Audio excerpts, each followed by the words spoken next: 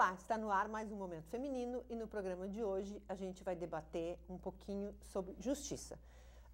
E a gente está fazendo um link desse debate que a gente vai começar aqui sobre justiça, especialmente por causa do lançamento do filme Tropa de Elite 2, e que bombou em todas as redes, né? Todo mundo comentando, alguns dizendo que gostaram, outros achando, os cariocas achando que o filme é muito óbvio, né? Porque não traz nada de novo, até porque o carioca convive com aquela realidade, né, no dia a dia, enfim. Mas alguns comentários me chamaram a atenção, que foi o seguinte, que em certos momentos do filme as pessoas aplaudiram dentro do cinema quando o Capitão Nascimento toma algumas atitudes. A pergunta que eu coloco aqui hoje, para a gente começar o programa, é: as pessoas estão, então, sedentas por justiça nesse país? É isso que as pessoas estão querendo? Não sei, seria essa uma avaliação do que a gente pode ver nos comentários nas redes? Sibila? Enfim, talvez essa sede de justiça seja um imediatismo para a solução de problemas tão sérios, não é? Porque, na verdade, esses problemas que aparecem, essas desigualdades e essas vulnerabilidades que são detectadas pelo filme, elas são, na minha opinião, talvez, seriam melhor resolvidas num processo de educação, né? Mas esse processo de educação e de inclusão social, ele é mais lento e ele também não é muito visibilizado, né? Ele é um trabalho que fica nas bases e que o resultado vem sólido, mas o inicial ele não aparece tanto. E o imediatismo do Capitão Nascimento fazendo justiça, eu acho que vem de encontro com essa impunidade do país, não é? Um todo, né? Eu acho que isso revela uma questão de várias coisas que estão acontecendo. A impunidade de tu estares atravessando uma rua e do nada uma bala perdida rompe com a tua vida, não digo nem matando, né, Vera? Mas te deixando com problemas de andar, com problemas de saúde. É inaceitável isso. E quando tu disser assim, ó, para alguém teu, tu fica sedenta. A gente que aqui não tem esse, pelo menos aqui entre nós quatro que nos conhecemos, não é? Um histórico de que pela violência, enfim, fomos mutiladas, mas eu acho que por trás disso que tu fala, Sibila, tem dois outros paradigmas que têm que ser olhados. Um deles é a banalização completa e absoluta da violência em todas as esferas da vida, inclusive na infância, né? Os jogos, esses jogos, as brincadeiras, enfim, a cultura toda, claro que a cultura ela é dialética, ela não é uma coisa pronta e fechada, mas nós temos na nossa cultura um viés de violência muito forte, e não é só no Brasil. No Brasil, acho que essa violência é mais evidente. E, por outro lado, nós temos, falando especificamente do Tropa de Elite, nós temos a espetacularização da violência, que é um outro fenômeno da arte e que também é um fenômeno preocupante. É quando a violência começa a parecer extremamente glamurosa, né? Quer dizer, o filme ele é um filme de um conteúdo muito forte, mas ele é todo limpinho, assim. Ele está no morro, mas ele é um filme que as luzes, os diálogos, todo ele assim perpassa o filme. Eu não vi o Tropa de Elite 2, mas o Tropa de Elite 1 é muito isso, né? Ele é muito perpassado, primeiro por essa banalização da violência, que é a violência ritmada, assim, uma cena atrás da outra, e de uma forma a deixar as pessoas quase que aderindo a ela, sob um outro ponto de vista, sobre a sua espetacularização. Mas eu queria aqui introduzir só uma questãozinha final. Essa semana eu ouvi que tem um jogo novo, um game novo, que é uma guerra, a guerra do Iraque, a primeira invasão do Iraque em tempo real. Então, a pessoa joga. Só que o jogador também pode matar soldados britânicos e americanos. Então, houve uma polêmica nos Estados Unidos enorme. E eu ouvi um comentarista, um jornalista, dizendo que é uma forma da pessoa não assistir passivamente à guerra, mas estar lá dentro. Meu Deus do céu, onde nós estamos? Então, isso mostra a banalização e a espetacularização da violência como dois ingredientes da nossa cultura que nós não podemos desconhecer e que tem nos levado a fenômenos como esse. Tá, esse aspecto que a Vera levanta da espetacularização e deixar ele bonito, estetizado, de uma estetizar a estética de herói, inclusive, é o que fez o Caco Barcelos no livro, né? Onde ele leva um traficante, né? O abusado, né? E não tem como, tu acaba torcendo, né? Para que dê certo essa vida desse rapaz jovem, né? Porque tem histórias de vida em todos os aspectos, em todas as esquinas da vida. Tá, gente, só uma questão, assim. Depois entro nessa da história de vida. Eu vejo esse ritmo do Tropa de Elite que tu mencionas, né? Uma cena, mas cada cena tu pode interpretar ela ou tu aderindo a ela ou te dando um extremo repúdio. Para mim, eu assisti, para mim é um filme que é um soco na boca do estômago, porque ele não tem meias palavras. Se você consegue, assim como um filme que para mim é sem meias palavras, que é o Beleza Americana, pela leitura são distintos, Veras. São muito diferentes. São distintos, Veras, mas eles Muito tocam diferentes. em feridas. Não, o Beleza claro. Americana nas feridas dos Estados Unidos e o Tropa de Elite nas nossas, tanto que foi interpretado assim popularmente. Quando eu digo popularmente, pelas pessoas que assistiram, que não são as pessoas mais pobres do Brasil que têm acesso a cinema, nessa classe média e classe alta. Essas pessoas interpretaram no primeiro momento o Padilha, né, eu não me lembro o primeiro nome dele, como um filme de direita. Isso é uma leitura muito rasa do filme. Ele não é um filme de direita. Ele não é um filme de direita. Tanto que depois ele faz parada 157. Eu sempre erro o número da parada. Viu? 174. Eu sempre erro. Eu já vou avisando porque o número da parada eu não acerto. Não é data, né, Paulinho? Olha, mas isso é brincadeira com os historiadores, tá? Porque eu erro data. E aí ele foi tido como um diretor da esquerda. Porque aí ele fez aquele filme, só um pouquinho. Aí antes, estava tocando nesse paradigma. Eu vejo nessas manifestações de aplauso a filmes dessa natureza, que mostram assim de uma forma explícita, não sei se é tanto uma sede de justiça como um desejo de vingança. E ambos estão ligados, assim, não estou dizendo que é só vingança e que é só justiça, mas que às vezes as pessoas se sentem vingadas quando elas veem esses filmes.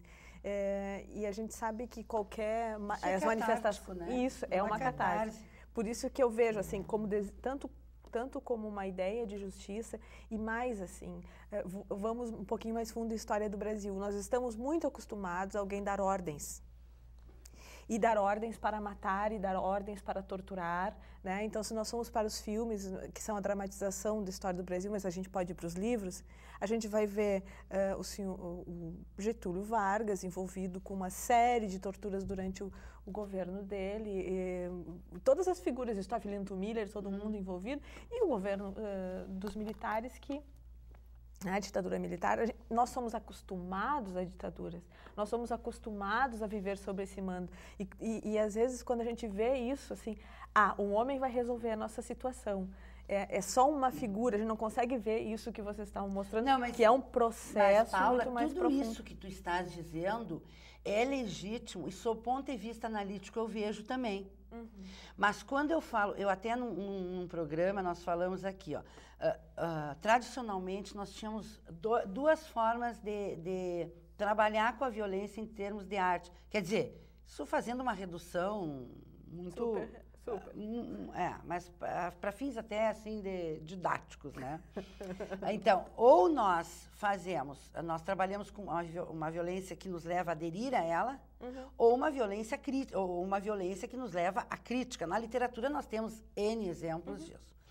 Quando eu falo na estetização da violência, é uma terceira via. Não é uma questão de conteúdos. É uma questão de se estabelecer, de se colocar esses conteúdos numa forma tal que, de repente, esses conteúdos, eles se tornam arte. E se tornando arte, eles perdem a força das práticas sociais que o impulsionam. Não, mas isso invariavelmente, acho que em filmes acontece. Não, invariavelmente sim, mas eu estou falando especificamente sobre o caso da violência. Né? Nós estamos, ultimamente, num processo de estetização da violência, da favela. A favela não chama mais favela, é comunidade. Né? Então, nós temos um processo de limpeza, né? De limpeza de todos aqueles elementos que nos incomodam, né? E essa limpeza se dá via arte. E a arte não necessariamente precisa limpar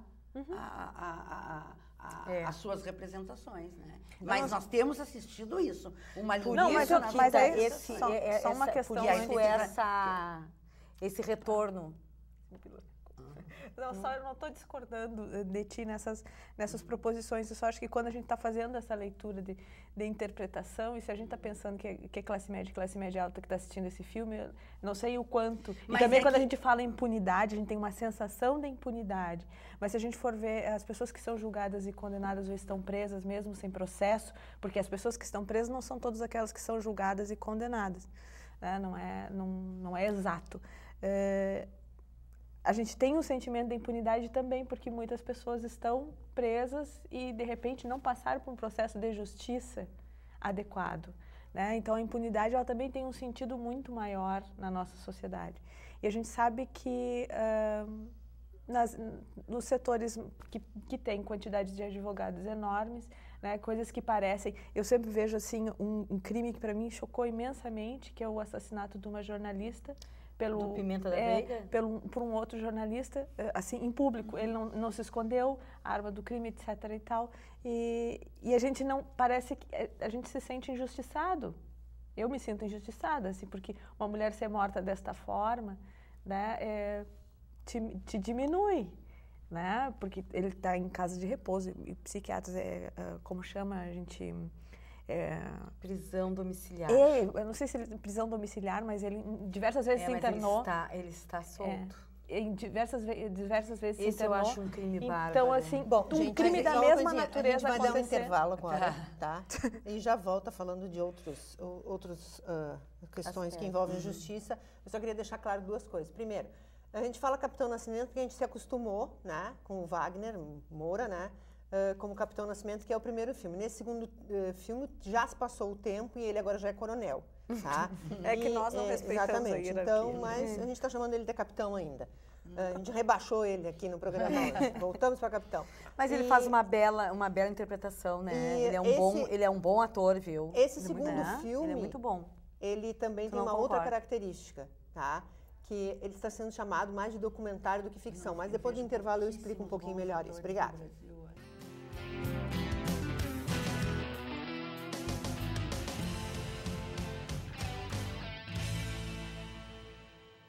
A ONG Infância Ação já ajudou muitas crianças e precisa de você para continuar ajudando. Conheça a ONG e venha ajudar você também. ONG Infância Ação, o bom é ser criança. Acesse e conheça onginfancia.org.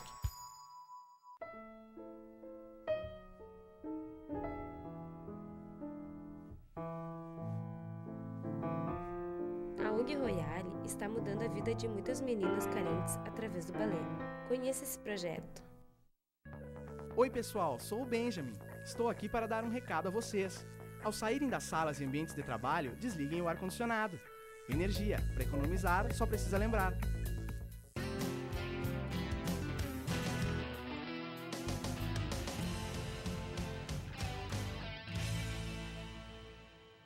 Estamos de volta com o Momento Feminino e hoje o debate aqui é uma questão de justiça envolvendo o nosso link, que é o Tropa de Elite 2.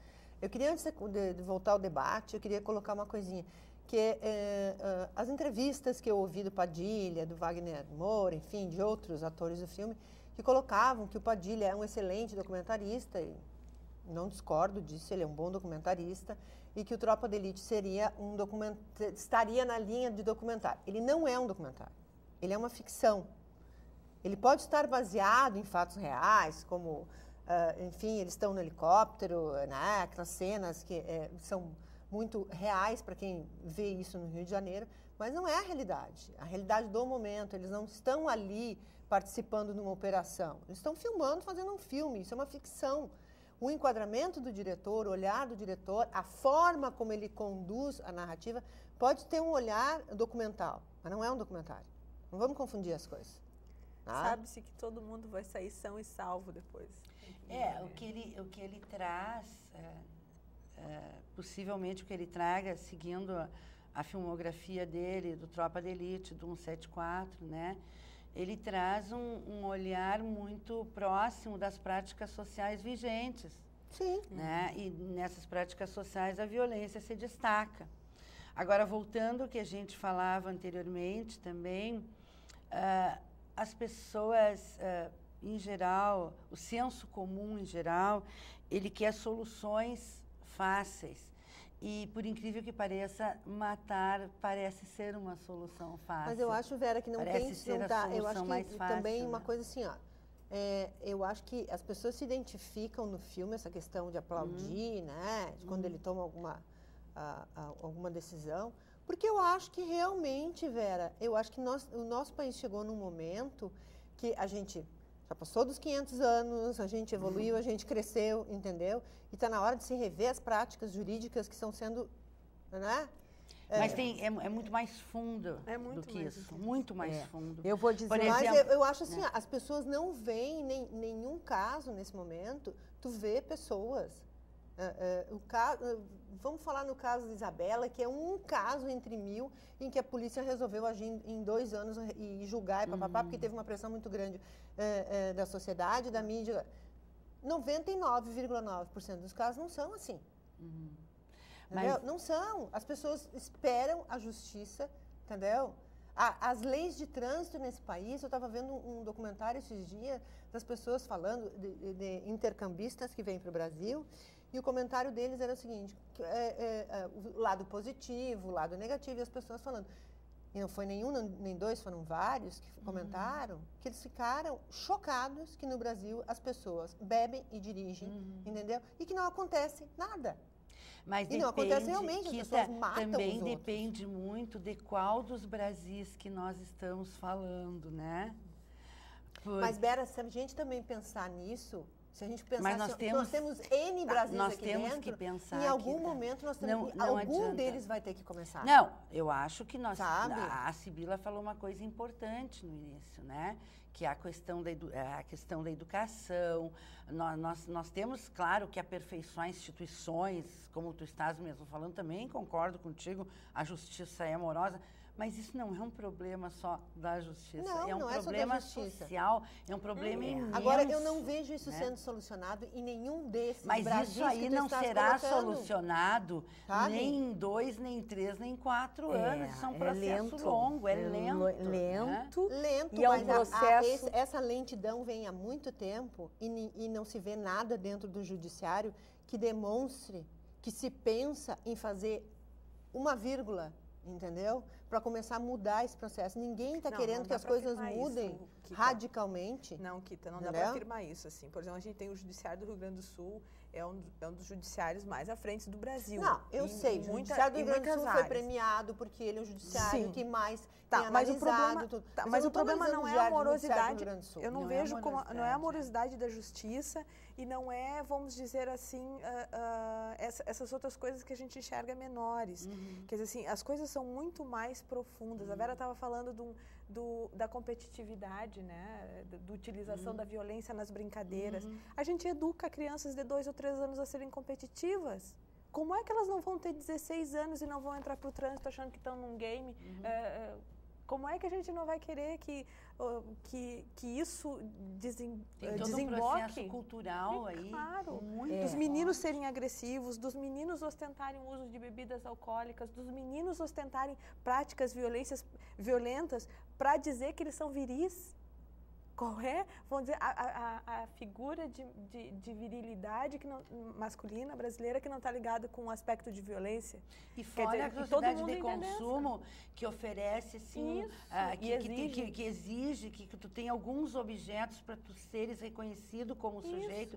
Eu lembro que eu tenho uma secretária e ela me pediu se eu compraria um tênis para o filho dela e iria todo mês descontando do salário em 10 vezes. Daí eu falei, mas quanto custa esse tênis? O tênis custava mais de um salário mínimo. E eu olhei para ela e me deu vontade naquele momento de dizer assim, meu Deus do céu, né? E depois eu penso, daí ela falou para mim, não, porque ele gosta de ir nas boates à noite, e daí ele não tem um tênis. Eu pensei assim, ela não está comprando um tênis, ela está comprando uma aceitação social. Exatamente. Porque o tênis para aquele menino significava poder entrar em alguns lugares. Então, é muito complexo. Eu sei que tu és uma mulher, que tu queres as coisas todas resolvidas. Não, Vera, eu falo isso baseado em fatos. Eu Por acho exemplo, que Santa Catarina. isso é muito... Nós tivemos 2 meninos, sabe, que foram julgados, certo? Num caso de estupro em Santa Catarina. E os 2 estão em liberdade. Eu acho que a lei é desigual. E eu acho que isso Mas claro, é uma coisa... porque depende de qual Brasil que tu estás falando. Exatamente, mas aí que eu acho que porque essas certamente coisas começam, isso, quando acontece... essas coisas precisam, dentro da justiça... Mas as condições Mas sociais não é desses só da meninos. justiça. Nós precisamos interferir na cultura, nós precisamos interferir na educação, nós precisamos interferir numa redistribuição de renda, nós precisamos de uma série de ações conjuntas. Nesse momento, Mas nesse veja assim, momento só nós estamos um falando exemplo. de um julgamento, Só um entendeu? exemplo. É uma coisa que chegou num patamar, certo? Inaceitável. Inaceitável. Eu concordo. Inaceitável. Mas nós temos que entender que... E eu acho que isso... também é inaceitável, só deixa eu pegar esse gancho, porque senão eu me perco. Ele é inaceitável porque tu não tens uma voz que te cuide também. Tu tens que tu te cuidares. Tu também tens que usar de uma certa... De uma proteção tua, de uma certa... Não é violência, mas tu também tem que entrar um pouco no ritmo, porque quem te cuida no trânsito? Quem te cuida na justiça? Mas o que Quem cuida dessas meninas que sofreram esses abusos? Mas deixa eu só fazer Mas quando o questão. homem abriu mão da utopia, quando ele abriu mão do projeto de sociedade coletiva e se voltou para ser um ser individual, ele legitimou todo esse tipo de coisa. Nós não vamos mais ter quem cuide de nós. Nós vamos ter que cuidar. Então, E aí a assim, gente volta àquele caso de que a gente também não faz nada. Porque Claro, as pessoas também mas cruzam os braços. Exato. Mas E que eu tá quando- assim, abre-se mão da liberdade em nome do conforto. Foi isso que nós fizemos e estamos fazendo enquanto sociedade. Exato. Nós estamos comprando exatamente esse modelo que a Vera está dizendo. E eu só queria assim reportar uma questão assim, que é para mostrar o quanto a arrogância e a gente vê nesse aspecto. Nesse caso do goleiro que está sendo o Bruno, que está sendo acusado da morte da moça, que até agora não apareceu o corpo da moça. Qual é a posição? A posição dele inicial é quase que de um gangster, né? Ele fala altivo, as pessoas se tatuam, ele está preso, ele está com o uniforme de presidiário, ele ri das pessoas que vão lá e debocham dele. Terceiro, no quarto, no quinto, na sexto momento de depoimento. Agora ele está numa depressão profunda. E aí foi entrevistado alguns psiquiatras forenses e aí o psiquiatra está falando assim, é aquele momento, não é que não quer dizer que seja um arrependimento, mas que você vê que você está no mesmo patamar dos outros e que aquilo realmente está acontecendo com você. E a gente vê muitas vezes esse posicionamento de gangster. Aqui no Rio Grande do Sul, tu vê as narrativas dos delegados quando vão prender pessoas que são ou importantes politicamente, ou são empresários muito ricos, ou pessoas que têm muito prestígio na sociedade, esse comportamento de que a justiça não vai me atingir, uma certeza de que aquilo não vai acontecer comigo. Né? Como Esse alguns caso banqueiros que foram presos nesse país. Mas tiveram como esses garotos que você mencionaste. Porque se esses garotos fossem de qualquer outra família, tá? Eles estariam na fase do seu estado. Como aqui no Rio Grande do Sul, muitos garotos que cometem o mesmo tipo de atitude. Mas é o que eu falei antes, quais dos mais iguais que Brasis os outros. nós Agora, estamos falando? tá, De eu também qual assim, Brasil? ó, eu acho que eu vou lançar uma discussão para talvez o próximo bloco, não é? Mas o sentimento que mais me machuca é a injustiça. Nós falamos de eu já tinha dito. É uma dor absurda. É uma dor assim, e ele nós falamos de justiça, não é? Mas a injustiça É horrível. Nós vamos discutir no próximo bloco, o Paulinho já me avisou e eu me desliguei completamente do tempo. A gente vai para o intervalo e volta já já.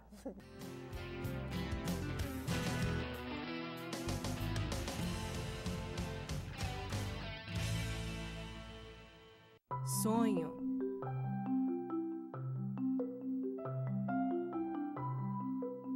Esperança. Realização.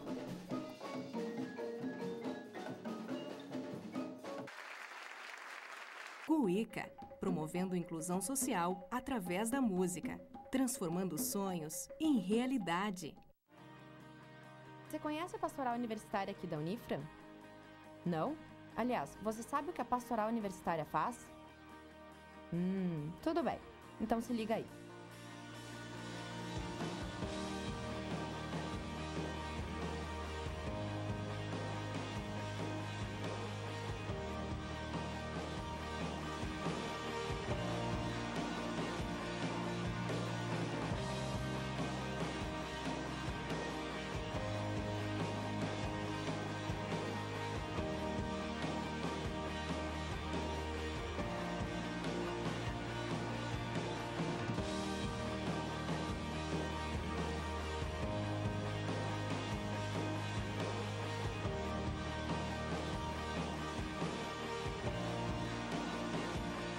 Venha nos visitar ou acesse o site da Unifra e saiba mais. Pastoral Universitária, sua formação espiritual e acadêmica.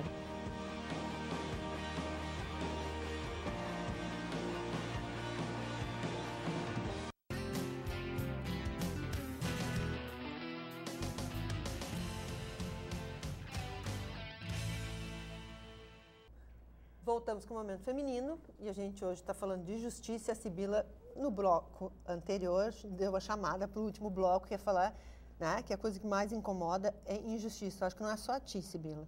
Eu acho que todo mundo que está aqui, né, se sente muito incomodado, desde a pequena injustiça, né, e quanto mais ainda, né, do que nós já falávamos no bloco anterior, quando acontecem essas... E eu acho que isso é uma das coisas que eu acho que daí para fechar minha participação, que eu acho que leva as pessoas a aplaudirem no cinema. Porque a gente vê tanta injustiça, né? Que quem é mãe se sente assim, ó, mas assim, solidário àquelas mães que estão no Jornal Nacional, que perderam os filhos com a bala perdida, né? Que, sabe? E que o juiz aquele que agora 3 semanas, um mês atrás, estava com a família, o carro inteiro dele foi baleado, que ele não sabe como ele chegou no hospital, e a mulher dele dando relato que a filha de 1 ano e pouco, né, chegou baleada. Então, assim, essas coisas tu olha, e eu acho que tem 2 reações, Vera, eu acho que tem muito a ver com os Brasis que tu fala, né, que assim, num certo momento eu acho que a gente se sente raivoso. Né? É aquela coisa assim, ó, se eu pudesse fazer alguma coisa. Eu matava, né? E num outro, e o segundo momento é aquele que nos dá a impotência. Porque a gente não tem quem nos represente, Sibila. Eu assim, ó, bem rapidamente também não quero falar sobre mídia e puxar para minha área de estudo, não é? Mas nós, os cientistas da comunicação, nós não valoramos o que está no ar. Nós não dizemos esse programa é bom, esse programa é ruim. Nós pensamos assim, por que este programa está no ali? ar, claro. Porque ele reflete o que ele está fazendo ali, que ele tem audiência e se ele está no ar ele tem um patrocínio, né? E ele reflete a sociedade da qual ele está inserido. Então eu me lembro de um estudo que eu li sobre o Ratinho, quando há 4 anos atrás o Ratinho estava numa outra emissora de televisão e chamando aqueles absurdos e batendo na mesa. Por quê? Porque ele trazia problemas de saúde e não tinha e a saúde está falida no Brasil. Então alguém que era cego, alguém que não tinha que fazer uma cirurgia em seguida, ele dizia: alguém escute esse jovem. E aí tocava o telefone e aí se resolvia o problema do rapaz. Ou então problema de alguém de um DNA, da saúde, da justiça amorosa, ele chamava o pai que não pagava pensão, dava uns cacetetes no cara no ar. Mas certamente pessoas extremamente desorganizadas. Tá, mas olha só um pouquinho, Vera. Por quê?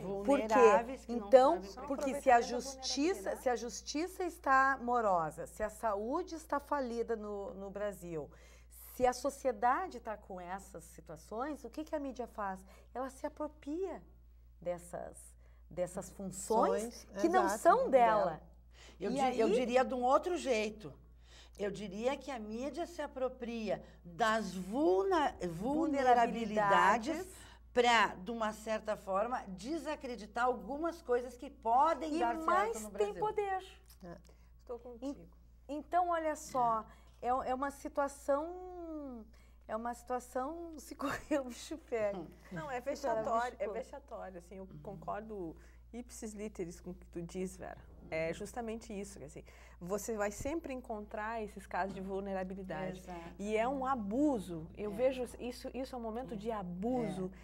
E a gente também tem que perceber, muitos desses comunicadores se tornaram depois políticos justamente por distribuir, não por distribuir cadeira de roda e não sei o que mais, para a população de uma forma assim, indiscriminada. Isso daí, angariando para si todas as benesses que aquele canal, que é respeitado publicamente, quer dizer, é uma concessão pública, tá? Eles não estão ali de graça, tanto que está sendo patrocinado, depois ser candidata que tá a um cargo político. E que está patrocinado e que está dentro de uma empresa de comunicação, que é uma empresa que visa o lucro, que pode ter uma função social de jornalismo, mas, assim, a empresa visa o lucro. Então, assim, dentro dessa lógica, é justamente isso, assim, ó, vamos dizer assim, eu me constranjo, eu fico extremamente constrangida quando eu vejo utilizarem, porque, assim, eu só quero voltar uma coisa que todo mundo, assim, já vai começar no terceiro bloco, porque aí eu me despeço, boa noite para os músicos, acabou a festa. Mas uma coisa que a Sibila falou, quando ela estava referindo ao livro do Caco. Do Abusado. Caco é super íntimo, né? Do jornalista Caco Barcelos. Mas, que é o seguinte, existe uma potencialidade, eu vejo muito, assim, uma potencialidade em todas as vidas, em toda na narrativa da vida de cada pessoa, né? E aí, assim, quando tu vê que essa narrativa, ela está sendo banalizada, ela está sendo exposta, está se fazendo lucro com a vida dessa pessoa, está se ridicularizando essa pessoa, fazendo uso dela, porque ela é um bagaço. Dali em diante ela é jogada fora porque vem outra coisa mais terrível, outra coisa mais horrível. Quer dizer, e a gente nunca consegue ver isso. Me enoja e a gente nunca consegue ver isso que a Vera tinha falado antes, que a amplitude desses problemas, ou que esses problemas só se resolvem dentro de uma coletividade e não um por um. Vem cá, minha senhora, a senhora precisa do quê? Não é assim. Porque as pessoas têm direitos. E são os direitos como Ninguém uma coletividade tem favor nenhum. Mas eu encerro. Tá, eu quero encerrar, porque eu quero encerrar hoje, gurias, um tema, nós discutimos um tema tão forte, tão consistente, né? Então vamos terminar assim com alguma coisa do coração. Eu quero mandar um grande abraço para o Daniel Quartieri, que assiste o nosso programa, veio me falar sobre ele, e eu disse para ele, então, que eu mandaria um abração. Daniel, olha, um abração da professora, continue nos assistindo sempre, e muito obrigada. Bom, eu quero agradecer a todos os nossos telespectadores que estão em casa, mais uma vez, pela audiência, né?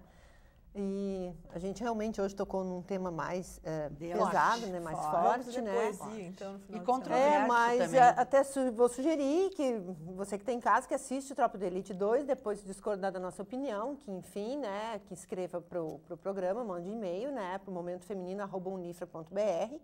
A gente hoje deu uma pincelada, porque é óbvio que a gente sabe que nem tudo, né, pode ser como a gente quer da maneira correta, né? É um termo controverso. E assim, então, gostaríamos de saber a opinião de vocês. Na próxima semana a gente volta. Esperamos contar com a audiência de vocês. Até lá. Tchau, tchau.